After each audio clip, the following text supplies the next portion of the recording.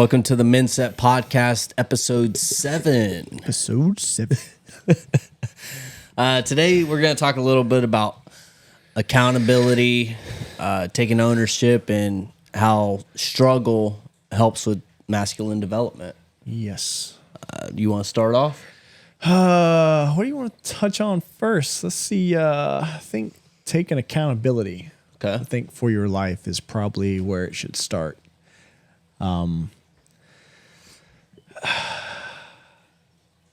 It doesn't do any good, I think, for growth or to take control of your own life until you start with accountability, being responsible for yourself.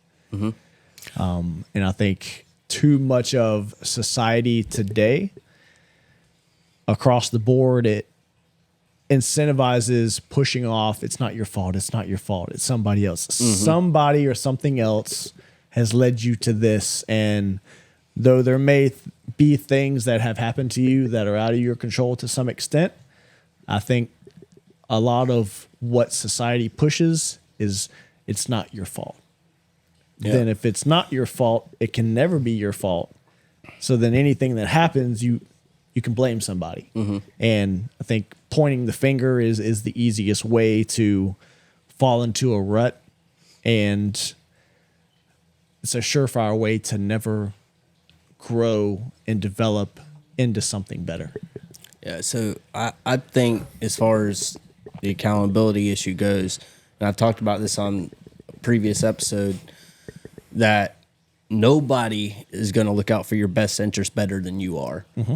You know, if you're knocked down and you feel like, you know, you're in a dark place, it's up to you to pull yourself out. It's up for you to keep moving forward and figuring out, you know, what path you need to take to succeed.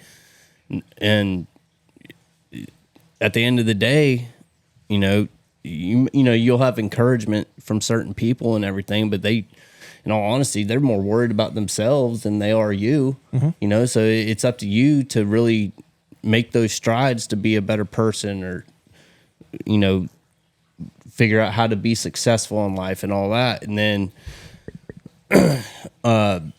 you know, taking ownership of stuff, you know. Well, if you're out of shape, let's relate it to the gym. Yeah. If you're fat and you're out of shape and you feel like shit about yourself, whose fault is it? Ultimately. Yeah. You know, you control. It's like the whole debate of, well, women want dudes that are 6 foot tall. Okay, well, if you want somebody that's 6 foot tall, how much do you weigh? We're not allowed to ask that because that's disrespectful. And, you know, it's fat shaming, body shaming, whatever you want to call it. Like, well, men don't have control of their height, but each person has control of what goes into their mouth. Mm-hmm. And I think so much of life is convenience, especially fast food. A big thing is, you know, people are constantly saying, I've had people text me, you know, I hate being fat. Well, get your ass in the gym. Yeah. Start eating better. Even when I was doing my competitions. What am I supposed to do for you, bro? Yeah, like even when I was doing my competition stuff, like people start seeing the results, you know, in you, and then they want the secret, or, hey, help me with my food, help me with the diet, and it's like, okay, well, this is what I'm eating. Yeah. Like you even like give them print out of the page is like, hey, this is what I'm eating, this is what I'm prepping, this is what I choose, but roughly this is kind of what you need to stick to. They take it, and then it's not quick, like it's actual work. Well, the thing is, you can give someone the whole blueprint of your life. Mm-hmm. You can give them a flat pack, and this is what you need to do, step by step. Mm-hmm. They don't want to actually do it. Nope. Because there's actually work and dedication and commitment that goes into it. There's accountability. And they don't want to have any kind of pressure on their life more than what their, you know, sedentary life is. Yep. You know, it takes hard work, commitment to get to a level to where, you know, people look at you and those people, you know, how do I get like that? Mm-hmm. Well, hard work. But they don't want to do that. Yep. And it's becoming more and more of a problem as time goes on, because these video games, you know, all this TV that's being pushed, you know, social media, all these things, these reels, just constantly sliding all day long for hours on end. And now, the mobile games, click, click, click, click, click, just all day long. Everything is designed to keep you just as a drone. Just wake up to live, and that's it. You know, and I've been thinking about this too, the whole Andrew Tate, the real world, his crew and his inner circle, and what he's trying to do to be a positive influence, agree or disagree, however you feel about it.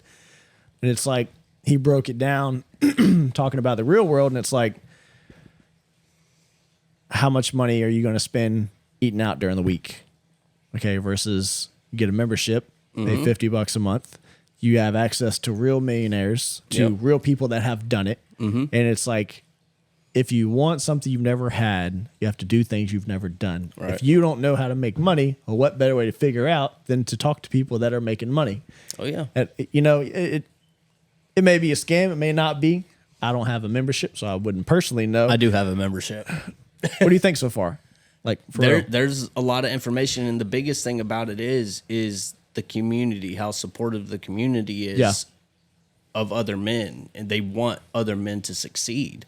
You have a question, it's answered immediately. And they got actual people in there that are experts in their field that will answer your questions all day long. So if you want, but here, and he even talks about this, if you're not going to put in the work that they ask you to put in, then you're not going to get the results that you want to get. I mean, that's really what it comes down to. But that's with anything in life.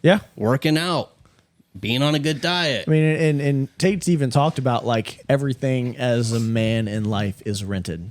Like, I never really sat and thought about it, but you really think about it, getting into shape, right? Like, there's getting into shape, and then there's, like, stepping on a bodybuilding stage and then competing at the Olympias. The max physical performance that those guys push their bodies to, how long do you think it stays? It only stays for as long as they do the work. Yeah, exactly.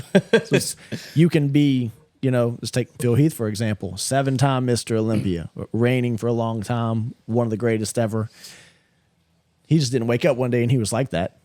Exactly. And he didn't, he busted his ass and put in the work, did what he needed to do to accomplish the goal.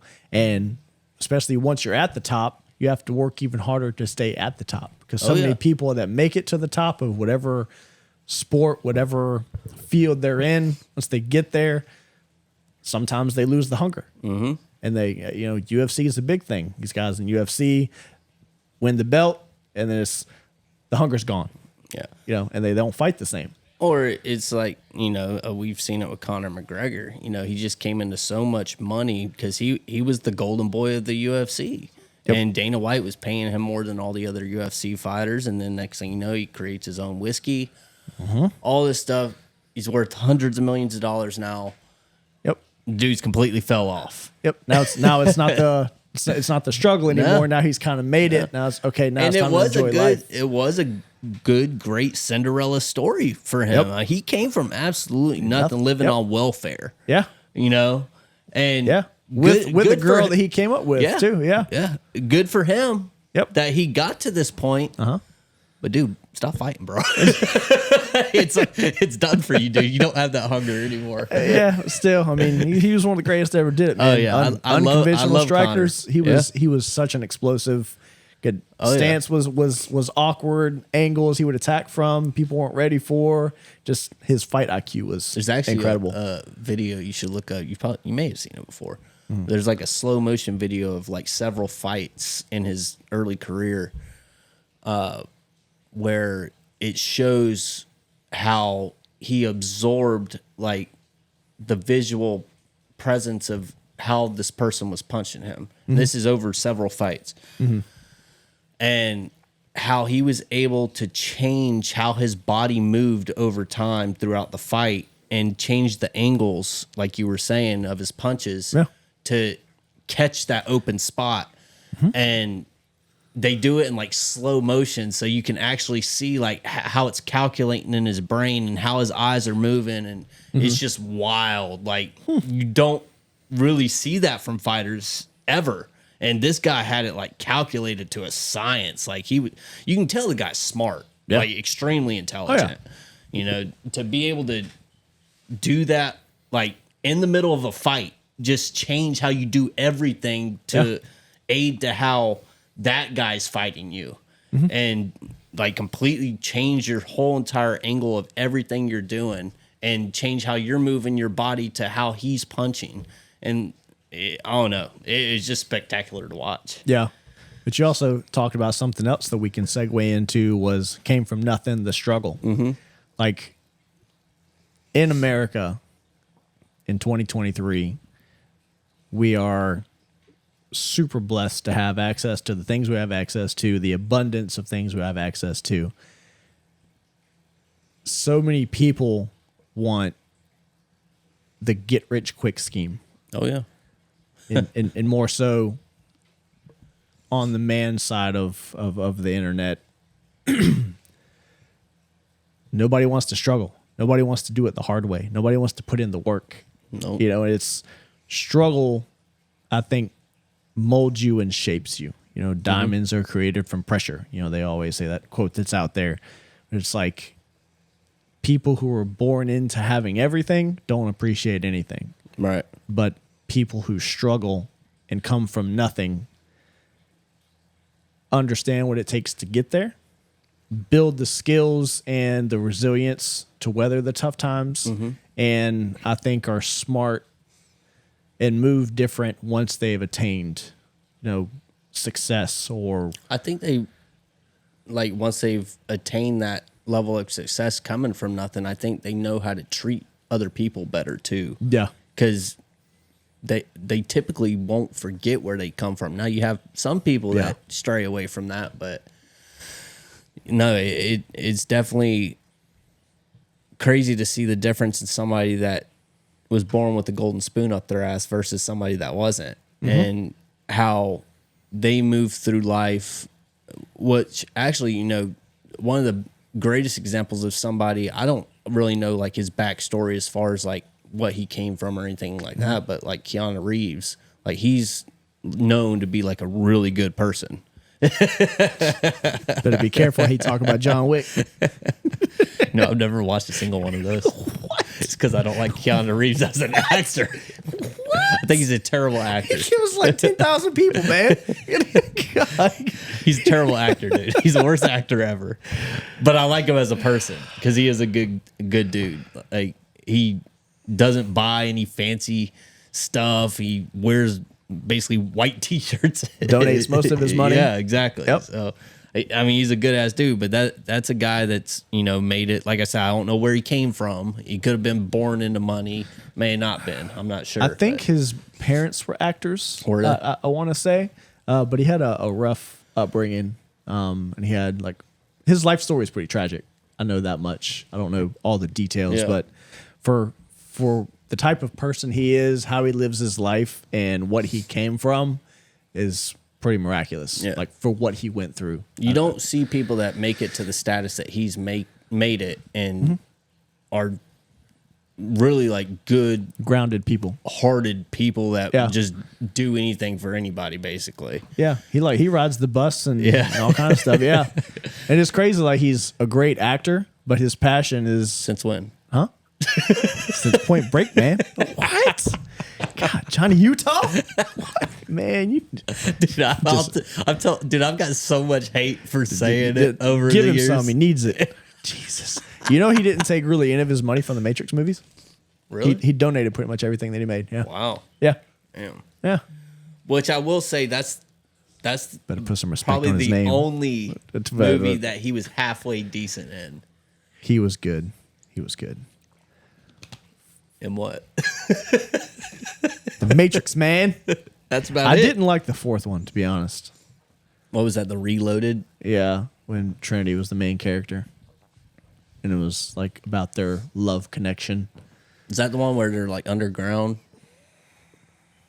That's the one where they try to, I guess he got trapped back into the Matrix and he was like being blue pilled and they had to break him back out. I may have never seen that. How long ago did that come out? A couple years ago, 2 or 3 years ago. It wasn't super huge. Like people were anticipating, but the action was good. I didn't like the overall. don't think I've seen that one. Story, to be honest. They end up like, I think, finding the architect of the whole thing, and Oh yeah, I did watch that. it was Neil Patrick Harris, I think, played the architect. No, I don't think it was Neil Patrick Harris. It was Sure. like a Yep. old white guy. I thought. No, that's the third one. Oh, I think I thought he was the creator. you have to watch the fourth one because he comes back out and is like a different creator dude. It's, yeah, Yeah, I definitely have not seen that. yeah. It's, Huh. I'll have to watch it. I'll have to bear through Keanu Reeves one more time. giving you 2 thumbs down. Forget liking this episode. Don't like this episode at all. Jesus, God. I don't watch football. Bet you probably have some pink shirts too, don't you? I don't think I've ever actually owned a pink shirt in my life. It's salmon, sir. God, salmon. God, I can't believe you right now. Oh man. Anyways, what were we talking You about? just killed it all, man. You don't like Keanu, man. Oh He's not a good actor. no, but struggle is what we were talking about. So Struggling to understand how you've made it this far in life and don't like Keanu Reeves. God. no, but struggle is a big thing, and you know I've talked about this a little bit on a previous episode with you. How I think one of the biggest things that men deal with in life is heartbreak, and I think heartbreak has made a lot of men stronger, and it's kind of opened their eyes to how the world really is. I think a lot of men are blind to how the world really is and how women are until they experience heartbreak. I might disagree a little bit. I think men are fully aware of how women are, and I think ultimately it comes down to fear. Fear of failing, fear of heartbreak, fear of rejection, and fear of not wanting to put yourself out there and not achieve the goal, not want to go through the struggle. I mean, how many relationships, have you ever avoided where you might really like the person, but there's a limit to how much you'll like them because if you go all in, you might get hurt. So just not even doing it, Yeah, but you say you disagree, but look at the level of simps now. Like the symptom has become stronger and stronger as times went on. Symptom has become stronger and stronger because I think you have an epidemic of single mothers and women raising feminine men is where I think that comes from. So if, there's what women think, there's what they say, there's what they want or respond to. And you hear women all the time like, I want a vulnerable guy. Cry in front of your woman, see what happens. Yeah, She's gonna dry up, and you're gonna be on the chopping block. Like you're gonna be done. yeah. Like It's you never like know. like you've said before. Yep. Women don't want a man that's just like them. Nope. Nope. So and I think the simp mindset comes from give her everything she says she wants, the Disney fairy tale, and she'll show you favor. Whereas if you stay in your frame, try to stay more masculine, not worry about women, worry about building yourself, the women will come, and you want to be the object of what they pursue. You don't want to be the one chasing. Right. The problem is if you're the one chasing, then that it almost makes them see you as weak, I guess you could say. Yep. And Because if you're chasing, you don't understand your value, you don't understand your worth. And if you don't value yourself, how is she going to value you? Yeah. She's not.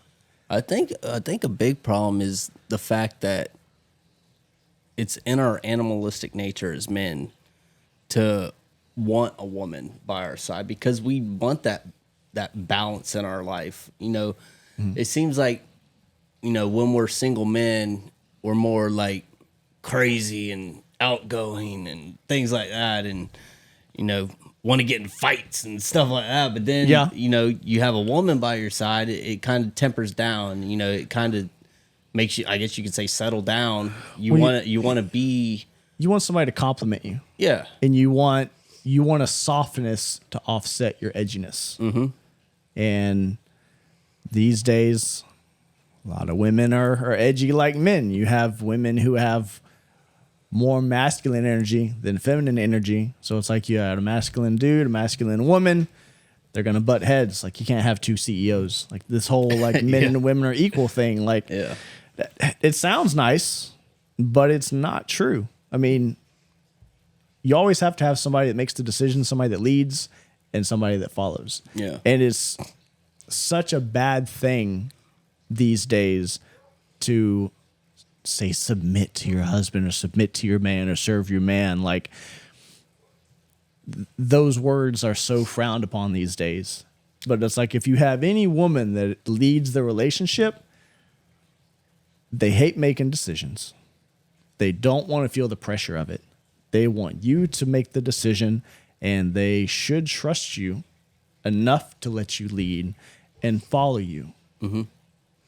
Well, and that's where things are messed up these days. Well, because they're not designed to lead relationships. Going back to what you were saying about men and women being equal.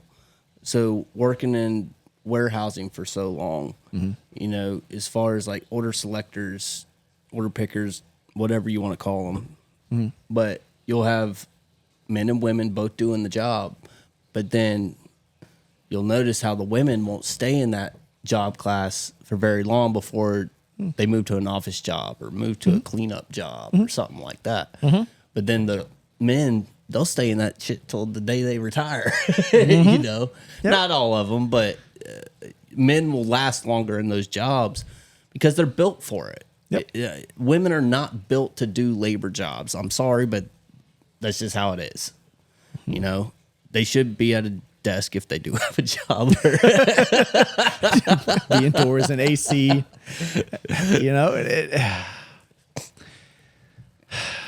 We just need men to be men again. They just need to make men masculine again. That's what we're here to do. We're trying to do. We're trying to do it in our own lives. It's nice being in my 30s. Yeah, it's hard staying in that. It's honestly hard staying in the masculine frame 24/7, and people don't understand the struggle of that. And I think this is kind of why it's so easy to feminize men these days, because they don't want to do the work. They don't want to do the work. People are lazy. Yeah, they're just lazy as hell. Yep. I mean, it's just pathetic. Stop being pathetic, man. Take accountability for your shit. Suck it up. And do what you need to do. Do the work. Do the work. It's like even in the real world, like videos I watched on YouTube, just curiosity, like guys going through courses and kind of giving their reviews of their experience and what they think about it. Takes 2 hours a day. It's like, if you don't have 2 hours a day, bro, to devote to trying to better yourself or it. But see, the thing is, they're like, well, the extra 2 hours a day I have, I used to play video games. If I can't play my video games, man, I can't do anything. I had a buddy of mine. There's people that live off that. Like that's what gets them through the days. Because, okay, I just got off work, got to play my video games because jobs suck, reality sucks. You have no purpose, you have no drive. They use an escape, but that's a terrible escape. Yes, which is why they're use the gym so as an escape. Go outside and do something. Like, stop with the video games. It's getting you nowhere in your life. It's less than 1% of people that play video games that actually end up making a career out of it. It's a time suck. It's completely useless. It's frying your brain. Stop doing it. Yeah, but reality sucks for a lot of people, man. And it's an escape. as bad as it is to say, like I understand it. You know, I play Call of Duty from time to time. I'm not ashamed of it, but it's not. I'm not okay. Mr. Keanu Reeves is a bad actor. No, but it's an hour a day, not a day, but an hour or two here and there, playing with my buddies, unwinding from a week or something. Or I'm saying like it's okay to do something like that, but like I know people at work that will literally not even sleep after they get off. Play. Yeah. And just play till the next work day, till the next shift that they got to clock in and come in and looking like a damn zombie because they stayed up all night long for 8 hours, 10 hours, 12 hours playing a damn video game. That's pathetic. You're not even a man at that point. The worst thing I ever did video game wise, I think Black Ops, when zombies was a thing. The original zombies map. You're talking to somebody that don't play. So it's like you're in, the map is pretty small and zombies break in and you got to shoot them and kill them. And you go up levels. There's so many waves that come. Zombies get stronger. Anyway, fast forward, made it to level 53. Man, you're such a man. It took me 6 hours and I didn't even realize it had taken me that long. Like it's the only time I've ever done this gaming. The girl I was seeing at the time, I think she went and did something and came back, and I was just playing. Like I was so locked in, so in the zone, and 6 hours had flown by. I'm like, what the hell? That's what I'm saying. It's a time suck, man. She walked in. She's like, "You're still in the game?" Yeah. Well, what? You've only been gone like 2 hours. It's been 6 hours. Shit. Yeah. I had to let myself die. 6 hours of progress. Poor thing. 6 hours of progress. I just stopped running and shooting. And I just stood there. I got hit about 25 times and I was dead. But it's like that's the only time I ever did that, and I wasn't really conscious of it. I think a lot of guys aren't. They just get sucked into that world. Yep. I mean, I got friends now that they work from 6 to 2:30. And then they'll hop on the game at 5 and then play till 1 or 2 in the morning. Yeah. It's like, how do you know? Or they'll send like a group text and it's like, ambition in life. Yeah, man. Who's getting on the game? Like, I'm going to bed. I got work in the morning, man. Like, the game? What are you talking about? Sometimes I'll play, but I've got to cut off. Like, I can't. You have to. Yeah. I think it's fine in small doses, like you were saying, 1 to 2 hours or whatever. 2 hours it just can sounds be like, excessive to me, it can be guy time. Because I got some buddies I play with my brother and then some of my other friends. So, it can be guy time and you don't have to leave your house, worry about traffic, driving, yada, yada. It's free, quote unquote, for the most part. Because I used to have somebody that I was with and she hated, like, I'm playing the game. It's like, well, my school is done. I'm off work. I've already been to the gym. Like, I'm playing with my buddies. I'm not out doing all kinds of other stuff that I could be doing, shouldn't be doing. I'm at home playing video games with my buddies. Yeah. So it's, on one hand, it can be safe, but don't play the video game. don't get sucked in. Don't play the game. Other than that, I think that pretty much wraps it up. Like, comment, share, and subscribe, baby. We need the support. We need it. I don't know what we'll do when we get to 50 subs. I'll put on a shirt that fits. That's what I'll do. Oh, man. All right. We'll see you next time.